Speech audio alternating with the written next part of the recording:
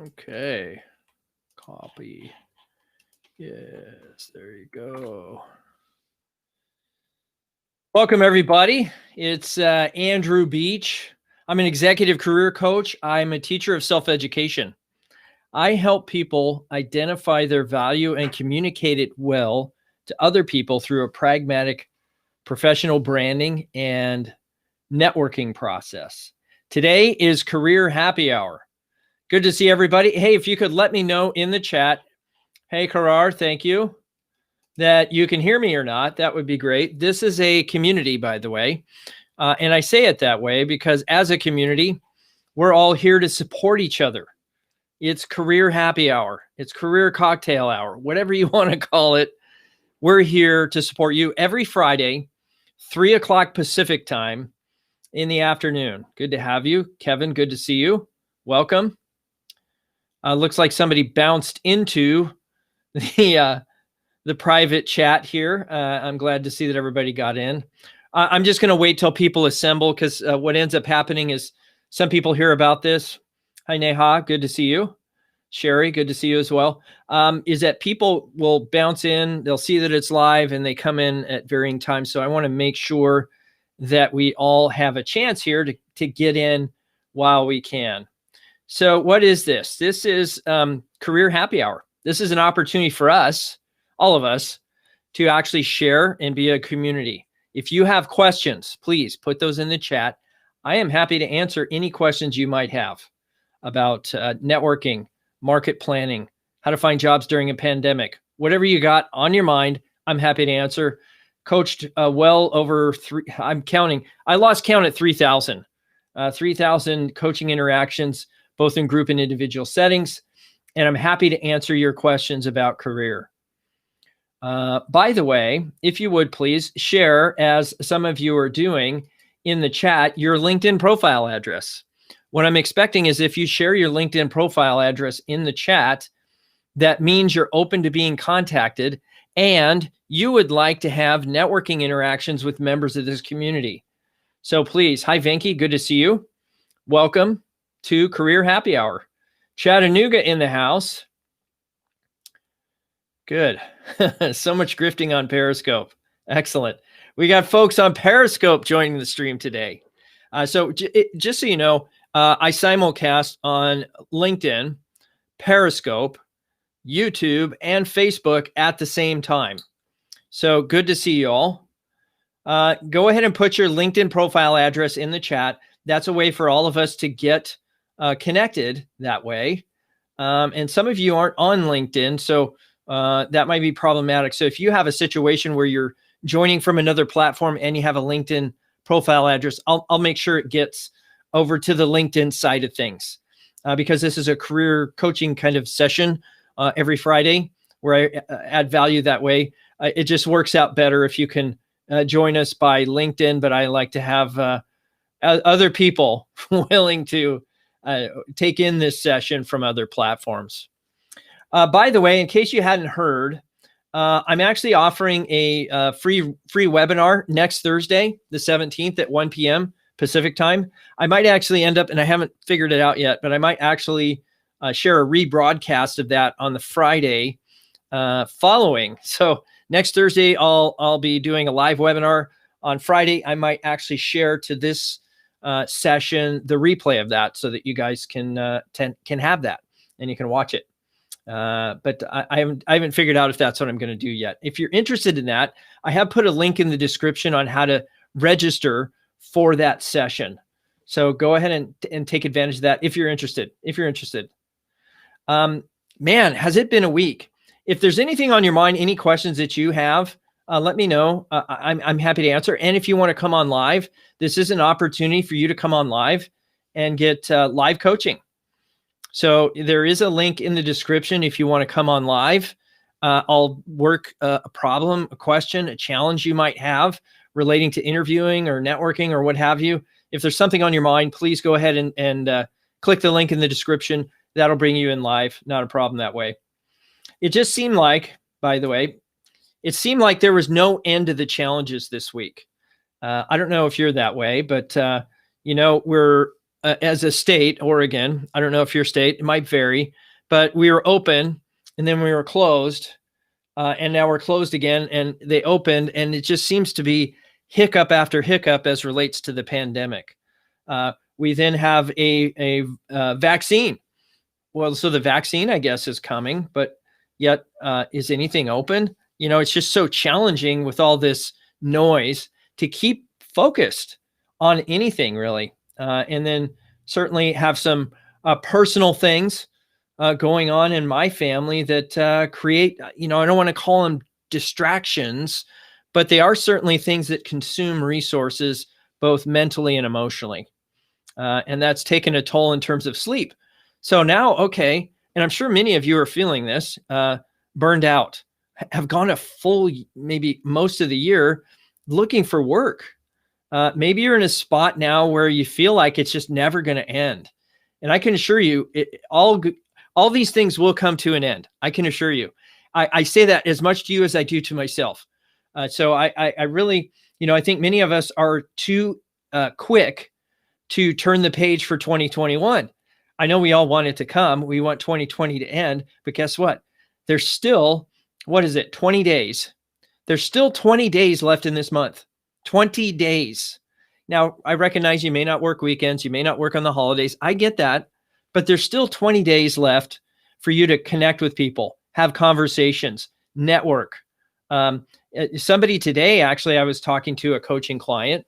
He said, I just went through a really solid, the interview prep and all this for this situation and this position. It was too much. I think I'm just going to take a couple of weeks off and then start fresh again first of the year. And I don't want to say I talked him off the ledge, but I really had to encourage him to stay engaged, maybe not in a job search, but just in connecting with people. There's a challenge I think we all run into sometimes, and that is, I'm going to take some time off. And in our minds, we make that permanent. And our activities then reflect that. So I would just caution everybody, if you're in a position where, Linda, good to see you. Sherry, good to see you. And it looks like we have Deborah in the waiting room. Deborah, if you want to come on, we'll do that here in just a second. I do want to make sure that if you have any questions that you put those in the chat. I'm happy to answer them. Real-time review of my profile and if possible, my resume. Yeah, generally speaking, we don't offer that kind of thing here. I just do that as for fun to fill some time. So not that I'm going to say no, but that's just not something I typically do. In fact, challenging for me is I'm not one that advocates resume. Not that it isn't important, but anybody can write a resume. In fact, you can access LinkedIn, and LinkedIn will charge you, I don't know, $100, 120, whatever it is. Resume is commoditized. LinkedIn profile is becoming commoditized. There's 720 million accounts on here now. So having a profile, having a resume isn't always the answer. It's a tool in a process, yes, but the answer might be actually having conversations with people and convincing them first person that you're trustworthy. That's something that is really hard for a LinkedIn profile or even a resume to communicate. Cleon Cox called it, what did he call it? Your resume is a professional obituary. And he said that in an affectionate way, but it's your past. And it doesn't always equal your future. The idea here would be to identify people to have conversations with and go that direction. So good. Thank you for that contribution. Yeah, I mean, I agree, Terry. I don't know how other people are feeling, but I don't know why this week was so challenging for me. So it was just something to get through. And I don't like that feeling. So my hope is today we can support each other and turn the page anew again. Okay. Good. So it looks like we have Prem here. Thank you, Prem, for coming in. Put your LinkedIn profile address in the chat if you want to, so that you can get some support. Looks like Deborah's here. I'm going to bring Deborah in because I'm actually kind of, I don't want to say it, burnt out this week. So I think what I'd really like to do is just talk to somebody and see how we could have a good conversation. So I'll bring Deborah in here. Deborah. Yes. Excellent. Welcome. Welcome to Career Happy Hour. Hi, happy to be here. Yeah. Actually speaking, I can hear you. you can. Good. Or do we have a delay? Might be a delay here. I don't know if that's my side or your side. What can I help you with? Yeah. So I have the situation where a company, the Standard, they have two roles for business analysts. Today, I got pinged by a recruiter. And it looks like that hiring manager has taken one of those roles, upped the level, and offered it to as a contract role. And kind of the, pay them less money, but try before you buy. So my questions are, should I apply directly? Oh, let's see. The other background information is I have an insider using your techniques. I went and talked to him, and I learned more about what they want as far as their top skills.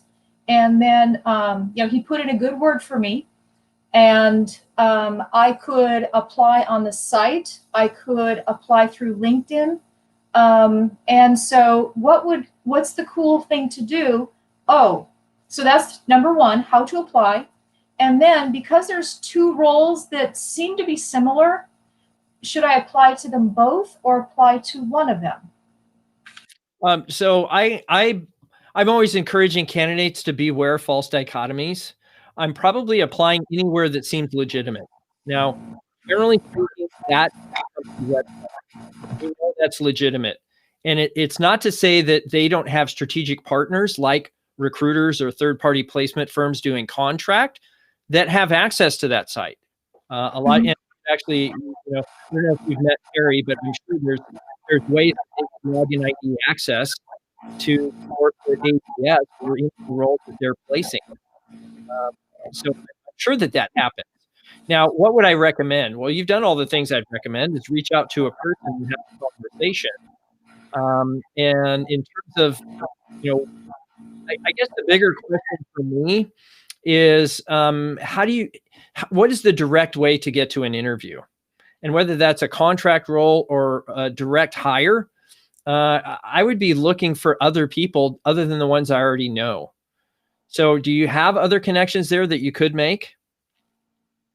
I know two other people, but they don't know the hiring manager as well as my one insider. Okay, good. So you're in the right place. So I'm not sure what the question is. I would certainly reach out to talent acquisition and get their perspective. Right? I would apply wherever it's necessary to apply, so you get in the pipeline for sure. And then I would probably send a cover letter resume to my contact to forward to their talent acquisition and to the hiring manager.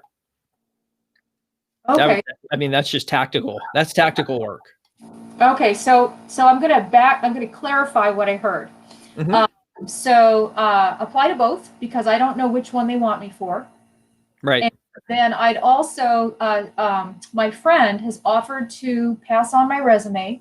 I could package that also with my cover letter and to both places and just, I guess, do the shotgun approach. Well, no, you've already done the laser. You're doing admin now. I don't know if I call that a shotgun, right? What you've done is you've gotten an internal contact and you've gotten to the right people. You're just doing the admin that comes after that. Got it. Yeah.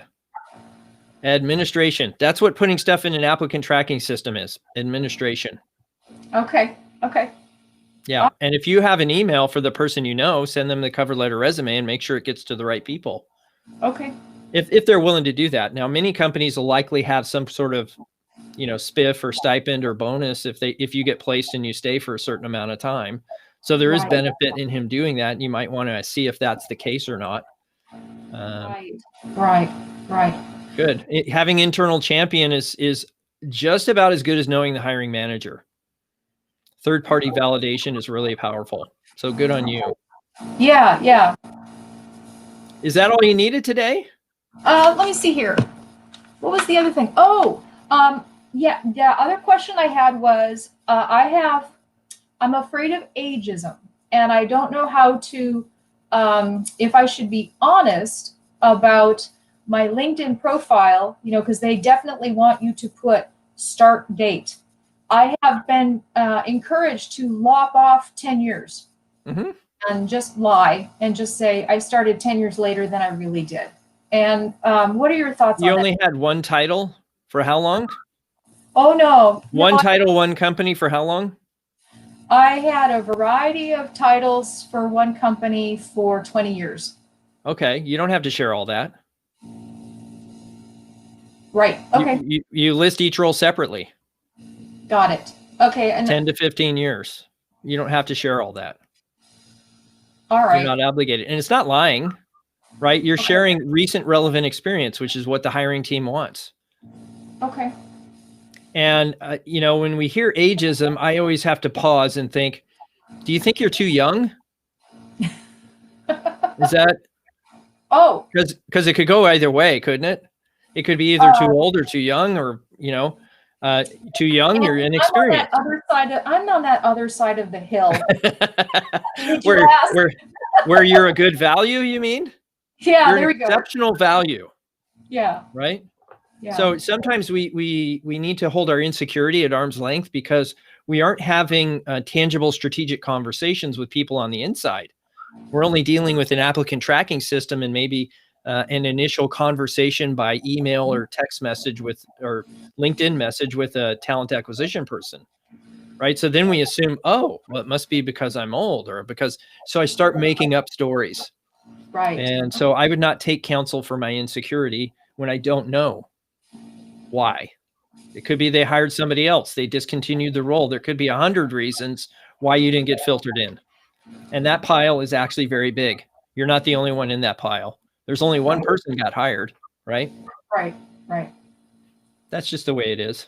Okay, that was the ageism question. And then, I think I had a question. I think I fixed the problem that I mentioned the other time as far as having the resume congruent with my LinkedIn profile and just that. But I guess the lesson that I've learned through this, if it's helpful for anybody else, is, I've tweaked my resume, and then I got my profile and my resume kind of out of sync. Mm-hmm. So, the resume serves a different purpose, and you don't have to audit one against the other. The LinkedIn should really be your entire story based on your foundation called brand. And if you have a brand, everything on your resume or everything on your LinkedIn profile should follow that. Now, a resume is a tailored document for an open job opportunity. It's very narrowly focused and tailored to that job description. Okay. So they're not going to audit you against that. They might certainly audit you against titles and dates and so forth. Okay. But I want to hear your whole story, and I don't want to constantly be seeing a boilerplate copy paste of your resume. There's so much more space on LinkedIn to share your story. Share your story. All right. Fair? Don't have enough time to do that, but I'll think about that. You don't have to share the whole story. Only the stories that support your brand. Okay? And I don't know what that is, but all right. That's something for all of us to figure out. All right. Thanks, Deborah. Have a great weekend.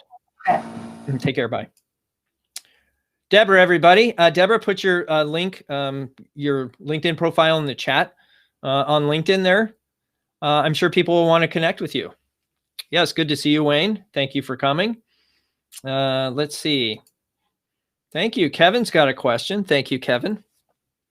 If you apply to an online search address, that's an interesting statement, and do not hear back, and then 2 weeks later, a new post with a different reply address appears, should I apply? Thank you. I don't know what that means. You're going to have to translate that for me, or Kevin, you're going to have to come on and explain what that means, because I don't know what it means. Here's the problem. If I see an open opportunity, I need to understand where it came from. There's a lot of, how would you say it? Web, internet, scraping services that take roles from all over the place and aggregate them. Indeed.com is one of those. Glassdoor does that. There's a lot of online job boards that are taking job postings from all over, and you don't know if any one of those are legitimate. I would go to the company website and apply there. That's what I would advocate. Now, if you don't see it posted there, you might call their talent acquisition people or send a message to the recruiter that you can identify on LinkedIn and see if it's valid. I think the challenge is we end up, the tail wags the dog in that we're constantly moving around trying to find the open opportunities, and there may be none that are valid. And that's when we really need to focus on meeting people to know when those positions come available that we're at the front of the line, not the back of the line. I like being at the front of the line, behind the velvet rope, if you will.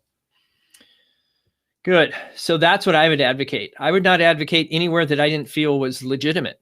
I would not apply there. And if you don't have to apply, then don't. I would try to find somebody, a person with a pulse that can actually give you an answer on what's legitimate and what's not. And some roles aren't legitimate. Some roles are in formulation right now. Budgets. Some people have a new fiscal year starting January 1. And they're working their budget right now. And I want to be in those discussions so that when the requisitions get posted in January, middle January, maybe beginning of February, I'm the person that's in the mix, that I'm on the short list, if that makes sense. Okay. Go ahead and turn me on. Oh, that's nice. Thank you so much. Good. Question by Alan. Thank you for coming, Alan. In online application, now I have to put salary, and I am not sure what is the right approach is. Networking. So, I mean, people who have come to Career Happy Hour know the answer to most all the questions is a person. There's always a person with a pulse, which you can have a conversation with about just about anything. Now, in this case, we're doing reactive strategy. So reactive strategy is about 8% successful, give or take. Depends on the marketplace, depends on your role, the titles you're seeking, your amount of experience, right? The market drives demand. And when demand is low and supply is high, guess what? There's lots of applicants, not a whole lot of positions available. That means networking becomes extremely more valuable. It's not nearly as valuable when there's tons of openings and not a lot of applicants, okay? You can put in an application, and if you have the pulse, that company will interview you and probably hire you. It's a different situation right now. I would certainly advocate everybody here consider developing a daily schedule, that you do certain things at certain times during a day, and that you spend at least 80% of your time in the networking or practice of networking or finding networking conversations to have. 80%, 80-20. It's the 80-20 rule, right? 80% of your efforts generate 20% of your results. And so that's what I would advocate. The camera. Yeah, there should be a link, Kevin, if you want to come on. There should be a link in the description of the video. It says come on live, free career. It says free career coaching. I think it says come on live. Click this link. Powered by Restream. It's right below the Powered by Restream link. It's right below it. Good. Alan, if you have a follow-up question to that, I'm happy to answer that as well. Okay. Good. Zhao says, could you help to look at my LinkedIn and give me some suggestions? You know, I just do that for fun. It's not something that I do. You know, I do these things for my clients and so forth, but I only do it here because I like doing it and I have fun doing it. And I don't know, but didn't we already look at, I thought we had already looked at your profile. Maybe we didn't. You might check last week's or something. I don't remember whose profile. I'm a little delirious today. Haven't had much sleep, so I apologize. But good. Let's see if there's any other questions here in the chat. Good. Looks like Karar has one. Can you share a few thoughts on how to shift a career from technical to business? Is MBA the right path? So Karar, I'm not the person to ask that question. The person to ask that question are people in business who have made the transitions that you have, who have maybe the MBA or don't, and get their perspective. I'm not the one that's going to be hiring you. Now, that may sound flippant, but what I'm trying to establish for you is that look at the principle. The principle is that people hire people they know, like, and trust. Okay? Know, like, trust. What does an MBA do to help you get known, liked, and trusted? It might help with the latter, right? Trust. MBA could establish some credibility. Absolutely. But the question is, will you have known? Do you have a known factor there? So think about it from that perspective. So if I'm shifting a career from technical to business, wouldn't I want to talk to people who have walked that path, who have gone up the technical chain and are now in operational roles or leadership, VPs of technology or that sort of thing, chief technology officer? I'd want to befriend some of those folks and learn, ask questions. And it's not about a job, and it's not about what you can get out of it. It's about what you can contribute to the conversation, because mentoring actually is a two-way street. It's a two-way process. And a lot of people who have mentored probably understand that for real. So good. Looks like we got Kevin here. I'll bring Kevin in. 2 people in one session. I like it. So good. Let's see what Kevin has to say. Just make sure you mute your line there, Kevin. If you've got LinkedIn open, it creates an echo effect. Okay. Kevin. Test 1, 2, 3. Test 1, 2, 3. Yeah, we're good. Okay. What can I do for you? So what my question was, and sorry I didn't ask it, properly or understandably. What my question is so let's say there's a LinkedIn, or not a LinkedIn, but I'll use LinkedIn. Or let's say I get a job post to apply online, not a direct person, but to apply online. So I send my resume, cover letter to that online post. And if I do not hear back, let's say within 2 weeks, and that particular post has gone away, or job. Well, hang on, Kevin. How do you know it's gone away? Because let's say I'm doing this through LinkedIn, Right. that it's gone. How do you know it's gone? It's just not advertised on the internet. Got it. Okay. It's not much different than when you go to Amazon, right? And they got, they got some Hydro Flasks there, and the Hydro Flasks are $15.99. And then you go back the next day, they're $20.99. And you're thinking to yourself, did they really go up $5? Okay. You understand what I'm saying? So it's just they're just advertising a position. That doesn't mean it's legitimate. It's it's legal. There's a lot of people who can pay to get premium service on LinkedIn called Recruiter. I can post a job on LinkedIn, and I don't have LinkedIn Recruiter. So what I would suggest is, if you see a position and it looks legitimate, I would actually try to find a person, or I try to find the direct posting on the company's website. Okay. Let me re-ask that a little differently then. Okay. To stick with the post. Then Sure. Today they have post, and the job code is 1, 2, 3, 4, 5. Mm-hmm. 2 weeks from now, 1, 2, 3, 4, 5 is gone. How do you know it's gone? Okay. It's just not posted online. Okay. Are you with me? That means I need to talk to somebody who's posting this online to make sure it's legitimate, that it's open, and I shouldn't waste my time applying to it if it's not real.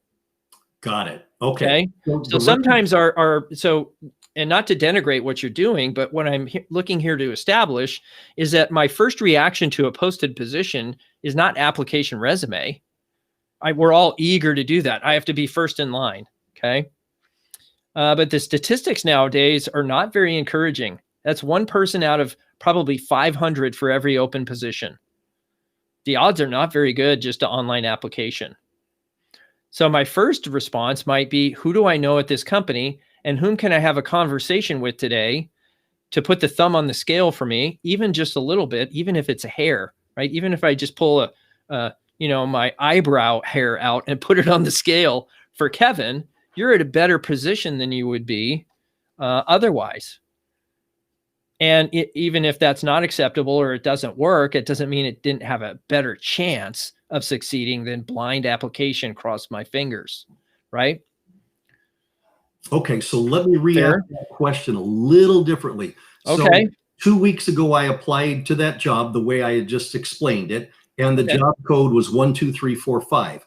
Let's say I get a reply back from HR that says, thank you, but we're going to move on.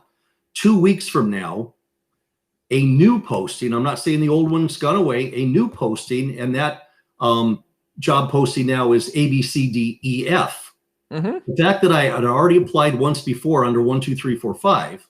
Yep. Should I reapply? And they turned me down. Should I reapply? I should call somebody at the company who's got a pulse so I can have a conversation. Got it. If you want to do the admin, go ahead. I'm not going to stop you from doing that, but I can do admin at 2 a.m. I don't have to soak up my daytime hours, right? Making application resumes when I have no earthly idea if it's even real. And some of these systems, you could talk to Terry Smith. Do you know Terry? I do not. He's probably in the chat. You could talk to him about how these ATS systems work. And they don't post these things on LinkedIn. The ATS syndicates these postings everywhere. They could have already had an interview loop and selected a finalist by the time you see it. Fair? Yeah. I mean, is that possible? Absolutely. Absolutely. I just want you to be one of the finalists. Me too. I appreciate that, Andrew. Thank you, everybody, for obliging me this time. Thank you. Yeah, I mean, you're not alone, Kevin.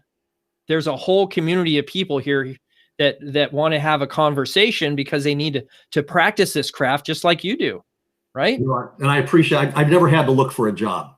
They've always come to me. So this is a first. Well, hang on, Kevin. Your reputation preceded you, didn't it? And the reason they came to you is because what? My reputation. You delivered results and your reputation backed it up. What you're telling me is you need to find more people to share your reputation with, or you need to go back to the people who know your reputation, right? And reinvigorate those conversations for people who have fond memories of your reputation. And they likely have a circle of people that you don't know. You just reinvigorated me. Thank you. Good. Make it happen, Captain. You got it. All right. Happy holidays, Kevin. Thank you. Take care. Bye. Bye-bye. Kevin Riley, everybody. Hey, I've really encouraged you all to connect with Kevin. He's in the chat. I'd expect all of you to have a conversation before the end of the year. 20 days left in this month. Okay. Oh, yes, Terry. I know you can shed light on the ATS question. I think we could turn that ATS into something else. Anyway, it could be an acronym for something else. I'm sure we could come up with a good one. Neha has got a good one. Thank you, Neha. Welcome. Hey, Andrew, I have only 8 months work experience in the United States. Welcome. We welcome you. So should I take some certification from known university again, or should I continue applying for a job? I have done MBA from India in 2010. I'm doing LinkedIn courses to improve my skills. You're sharpening the saw. So Neha, I can make an observation because I've worked with a lot of, I'm presuming, Indian origin, Indian ethnicity clients who have a commitment to education and learning and development and self-improvement. I get it, right? There's a high value for the culture with education. But education does not solve every woe. Now, what does that mean? 8 months work, you have probably way more than 8 months experience that you're not giving yourself credit for. I don't care if it was in India. I don't care if it was raising your family. I have actually structured resumes of gals who came to ladies that came from India with their husbands. Their husbands have H-1B and wives just have a tag along, visa of some kind. I don't know all the designations. But they're discounting the fact that the spouse has a mountain of experience and they discount that it happened in India. It's perfectly acceptable to share that. And I've also helped them if they were raising family. Great. Guess what? You were a chief operations officer of your home. You were doing logistics, right? You were doing a lot of things.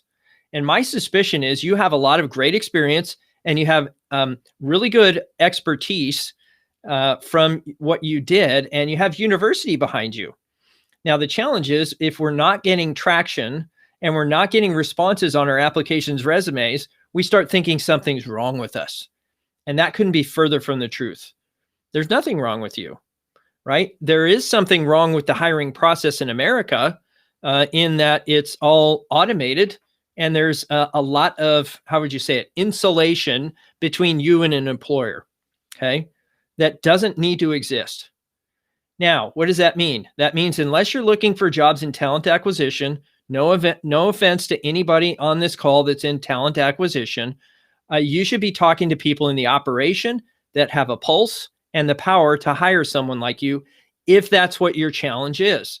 Most of the people on this session today, they're looking for work in professional levels, likely higher up individuals. That would be my guess.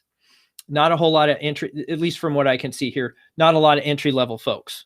And so it would do you well, Neha, to put your LinkedIn profile address in the chat and make it a concerted effort to connect with everybody who did the same and have a conversation and get their perspectives and ask their advice on, hey, what should I do? I'm from India. I've got an MBA. I've got all this experience, only 8 months in the US. What advice would you have for me? And we seek to understand first before we're understood. Hopefully that's offering you some value today. Okay. Or anybody here. I'm hopeful that I'm adding some value. Good. Good. Excellent. Any other questions here that I could help answer? Or if you want to come on live, the link is in the chat. Again, if you haven't yet signed up, let me go get the link for this, by the way, and I'll stick that in the chat. But I'm offering a free, yes, it's free, webinar next Thursday, the title of which is How to Double Your Salary in 90 Days. Let's see. Yeah, it's 2x your salary in 90 days from introvert to networking superstar in 30 days. So pick your poison. Either one's fine with me. I will go ahead and share this in the chat so y'all can have it. And if you're interested in a free webinar where you can learn something cool, by all means, come on, register. I think there's limited seating. I think I've only got 200 seats. And if I look right here, hang on, I've already got, how many? Wow. I've already got 31 people registered on LinkedIn to attend. And I've got, I think, another 20 or 30 just in my email list, people I already know that are coming, and word's getting out. So you might either have to watch the replay or I might end up simulcasting it somewhere on my website. So stay tuned for that. I might actually just, so that's the other thing on top of everything that's happening personally, my business and the webinar. There's just a lot going on right now, and I'm not using that as an excuse, but I tell you what, sometimes there's this wish side of us, isn't there? We wish things were different or better or easier. And sometimes they're not. I mean, that's the beauty of having a community like this, is that we have a chance to support each other when things maybe aren't going so well, that we, have a place where we can release that isn't our family, who's already probably feeling, how would you say, challenged by our situations. So if that's you, let me know in the chat what we can do to re-energize you. 20 days left in the month, right? In the year, in the quarter, 20 days left, 20 calendar days. Now that doesn't mean you can't reach out to people on the weekends, does it? Yeah, absolutely. Guess what? Most companies work from home. Most companies, most employees at those companies not commuting. Most companies likely to shut down between Christmas and New Year's. You have a captive audience. Where are those people going to go? Yeah, they're going to go skiing. Maybe some people go skiing. Maybe go to the snow park. Or they're going to go to Mexico. They're going to fly to Hawaii. Where are they going? It's likely many of them are staying home. They're in a position where they can't have family around or don't feel comfortable having family around. And that weird dynamic is happening. I know it's happening in our family. I'm concerned about that, elder parents and whatnot. Hey, it's one of those things that we all have to wrestle with. And then that adds an additional layer of anxiety that we probably just don't need. We're putting it on ourselves. We're putting it on ourselves. So I like to be the pressure relief valve here on Fridays. It's a career happy hour. So, well, let me see here. Any other questions? I don't see any other questions. Unless somebody wants to come on live and have a conversation, I might call it early. Please. Oh, I was going to put that. Oh, I did put that in the chat, didn't I? Got ahead of myself there. Yeah. So it's from introvert to networking superstar in 30 days. We can make that happen for sure. Good. Any other questions out there before I go? Hopefully something. Good. Thank you, Neha. Yes, please connect with Neha. She seems really solid. Really, really solid. Well, Zhao, you might have gotten your wish today. So I'm going to go ahead and take a look at your profile. You just have been so nice and kind. So maybe we'll do that. Let me FedEx. Gotta love the FedEx. Where are you now? There you are. Yeah. Okay. Let me do full screen on that. Make it a little easier.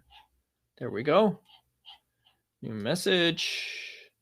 Reaching out to others and check up how COVID has treated them this year. Yeah, probably not very well for most people, just saying. So let me get rid of the captions here and the graphics, and we'll share the screen over here. All right. Okay, folks, let's turn that on.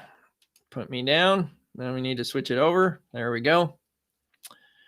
Now, the nice thing that you would benefit from here, and I'm assuming it's Jiao, but I could be wrong.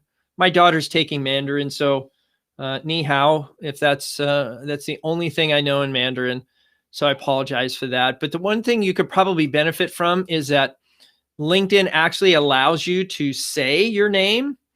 There's a little section here if you edit your intro section where you can actually say in your own voice how your name is pronounced. And I think that would help people, unless you have an American name like Jenny or Claudia or something like that. Then I would actually put in there and access that and put in your own name. Okay. But generally speaking, what people that know me understand is that I don't really like the open to work photo frame. It's changing the context of your brand. And when I see that, I see the brand job seeker. And if your brand is job seeker, you're doing a great job. But I don't think that's your brand. Your brand is a CPA, financial analyst. You deliver results for operational finance. You accelerate time to market through finance. You fund things, or you identify cost measures, right? There's different things that you provide. But the problem is when you look at the, and I had a conversation with another candidate today about that. When you look at the heat maps that have been done, the heat map studies where they actually look at people's eyes and you can see where they're looking on the page, the first place they look is your photo, your fit, because they want to connect with the person. Okay. Now, what I would advocate removing that. Now, what we would normally like to see with a headshot like this is we would like to see vulnerability. I don't see vulnerability. I see privacy and distance. Vulnerability would be showing teeth when you smile. So when you look at some of the people over here, you can see they're showing teeth. They're more vulnerable. They're more approachable. It's a warmer picture. Okay. So even though it may not be accepted in your culture in the United States, and I assume you're looking for work in the United States, is a good idea. Okay. So I think the headline is fine. You get 220 characters here. I would like to see some branding. So what do you bring to financial analysis? Is it, in a specific domain? Is there something in financial analysis that you do differently? Looks like you're analytical, keep learning, certified public accountant. So you have some branding in the background image. That's good. But I'm not certain that you're demonstrating to me what your brand is. Your brand is job seeker, as far as I can tell, because it says here that your current role, your current company is open to opportunities. Now, if you've been here before, you understand that LinkedIn is a platform for opportunities. You don't have to tell people that. That's the premise, the entire reason that this platform exists is opportunity. Opportunities to what? Build friendships, build partnerships, find employment opportunities. Yes, but that's inherent. It's something that just doesn't, it can go unsaid. Let's just put it that way. Okay. So I think there's a downside to the way you've positioned yourself in the headline or in the intro section of your profile that makes me want to move on. And I don't want to do that. I want to read the rest of the profile. So the biggest thing to think about here is whether or not you want to move on. Now, I would click your contact info, but I don't want to make it public, but I can see you've already got your Gmail here. But generally speaking, I would like to see a Gmail or some email there and your cell number or a phone number to get a hold of you. So if that's there, great. If you have a connection to your website or a blog or something of that nature, I would like to see that there as well. Okay. So let's scroll down. So I see the About section. I like that you started with a quote by Warren Buffett. However, I'd probably roll that down a line, because what happens when you click the About section, let me refresh here and let me show you what happens. When I look at the About section, sorry, I had to refresh to get it to come back. It's one of the issues with LinkedIn when you click on something. But if you see here, you have a large amount of white space in this section because it only shows like 2 or 3 or 4 lines by default. I would put that below this paragraph, okay? And so I would take this and I'd probably stick it down here, just saying. I would like to see a little more white space and maybe a little less first person at the beginning of the sentences. Not that first person is bad. It just seems like a lot of I. You might want to put some you in there. Who are you speaking to? We have to think in our mind, who are we speaking to in this About section? We're speaking to a hiring manager, okay? Good. I like that you have your LinkedIn profile address in here, but that's redundant. You're already on the profile, so you don't have to put it in there. What would be nice is a cell phone or a Google Voice number or some way to get a hold of you by phone. Okay. Okay, good. And you can include a lot more information here. I'd like to see some highlighted accomplishments here. Maybe a section called specialties or strengths, because these are skills. I want to know which one of these are you super good at, and in a little more detail. FP&A, that's commoditized. So what is it in FP&A? I'm just thinking out loud. If I assume that's commoditized, then I'm putting the strongest skill first. I'm now positioning myself as commodity. Okay. Activity section, that's good. What I'm not seeing here is a featured section. So if you go up to edit your profile, get a featured section on here. Start talking about things around your brand. Okay. Share articles. Okay. And again, I'm not open of a placeholder. I'm not a fan of a placeholder position here in the first role and experience. Okay. It's okay. I give you permission to have an end date here and have HP be the first role. Okay.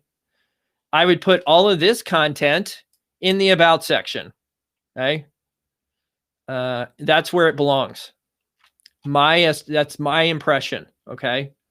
Because people want to know, what did you do for me recently? And that's what shows up here is I'm thinking to myself, okay, if I see show more, right? I'm only seeing 4 lines by default. Okay. I'm not seeing any of your accomplishments, but this one, guess what? It's 8 lines. So I would I would see if I can move up some of your accomplishments because I'm not seeing them. Okay. FP&A, supply chain finance, financial analyst, senior. Okay. So you're showing progression. That's good. But then you've got 2014, 2012. You have a 2-year gap in employment. So not that I'm saying you should cover that gap. You should be ready to explain that gap. Okay. And if it's less than a year, you might consider taking it out because it's not making a difference. You've already got one that goes to 2012. Okay. So unless this is adding some value to your brand and to your qualifications, then I'd probably take it out. That's just a suggestion. You don't have to do that. Okay. Undergraduate course. Okay. So you're in school. All right. So you don't have to tell people you were in school. What you could do is if that was within the last few years, I would actually put some dates in for education only if only if it was in the last 5 years. That way they can see, oh, well, she didn't work this stretch of time because she was in school. I can put those pieces together. Okay. Good. So you have a Master of Science. So is that in your headline? Oh, it is. Okay. But so the MS, that may be confusing. Okay. So I might put the master's piece in my about section. Is it master's in what? Accountancy. Okay. Well, did you have a focus there? I'd probably put some focus. It looks like you have a certificate, but that would go under certificates. Okay. Now, this is the challenge with LinkedIn Learnings. Okay. Is that it's clouding some of the things that might be valuable to your future. Not that these courses aren't valuable. I probably wouldn't put them at the top. The problem is they're in by date of issue. So the oldest one, the one you want at the top, you have to enter last. So I'm just not a fan of putting all of your LinkedIn learnings here. If you want to do that, put it under courses instead. LinkedIn does this on purpose. They're trying to get other people to think that LinkedIn Learning is valuable. Therefore, they have to buy premium service. You can see how this works. They're perpetuating their monetization strategy. That's why it's there. Now, if there's one of these you think that's valuable, I already assume you have expertise in finance. You have a master's, right? So I'm assuming my presupposition is you have that expertise. Okay. Financial okay, that's fine. How many skills you got? Okay, you're good on skills. Received. This tells me you're selfish. I'm just saying. I'm not making that assumption, but this is, and you may not be, but this is what I'm assuming. When I see you're taking 9 recommendations, but not giving any, it tells me you're selfish, self-interested. So I'm not sure that's what you want to communicate. You already have courses down here. That's great. This is where I'd put all those LinkedIn learnings. Okay. And in fact, some of these might be more relevant to put in. If you took these, did you take these on your own? It might be helpful to understand where you took these, because this is the only one that has a educational facility attached to it. Okay.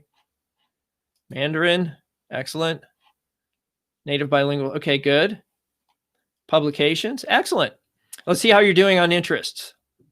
Okay, I recommend that you follow at least 50 companies. 5, 10, 15, 20, 25, 30, 35. You got about 35 companies. So I would certainly follow all the companies that I'm interested in working for. You might go back through your applications. Just start following all those companies. There is an indicator on the recruiter side of LinkedIn that tells them whether or not you're engaged with their content on the platform. So it's important that you actually engage that way. The other thing here is groups. Let's see how many groups you're in. Okay, 5, 10, 15 groups. Okay, and if all of these are, so the way that I encourage people to find groups is by looking at hiring manager profile pages. So if I found a hiring manager, I would go look at their groups and see which ones they're in. And if that aligns with my brand and my expertise, I'm joining it. And I'm going to start contributing in there, because I know if there's one hiring manager, there's probably others. Okay, so that's all I got for you. So hopefully that was helpful. I'll go ahead and stop my share. Hopefully you got something out of that. That's what I'm hoping. Good. Hopefully that was helpful. I'll click on contact info now that I'm not sharing my screen. Yeah, and you got your phone number in there. I would just put it in the about section as well, right next to your email instead of your LinkedIn address. And then I would, let me see here. Let me share again, and we'll put that one down. There we go. So what you do is when you want to do that, you go to view profile. And then I would come up here to this intro section, and I'd edit with that stylus. And you can see here, record name pronunciation. Name pronunciation can only be added using our mobile app. So you're going to have to do that from the mobile app. And I can't spark that up at the moment, but I could show you how to do that. But I would absolutely do that. I would add that to your profile so that people know how to pronounce your name and they don't feel uncomfortable doing that. Okay. Good. All right. Any other questions out there before I go? Showing my teeth. Yeah. Yeah. I mean, look at mine. They're all crooked and there's like yellow marks, Photoshop it. Okay. It's just a headshot. Let's see. Thank you. You're welcome. Very helpful. You're welcome. Thank you. All right. Well, I'm going to call it a day. Have a great weekend, everybody. If you're interested, sign up for the webinar next week. It's how to double your salary in 90 days. And if you can, sign up, register so that you can save your spot because there's only going to be a certain number of spots available. First come, first serve. So that's just the way it is. I might actually broadcast it on my website as an alternative. So, all right, folks, have a great weekend. Thank you for joining me for this edition of Career Happy Hour. Keep moving forward. 20 days left. We'll see you next Friday. Take care.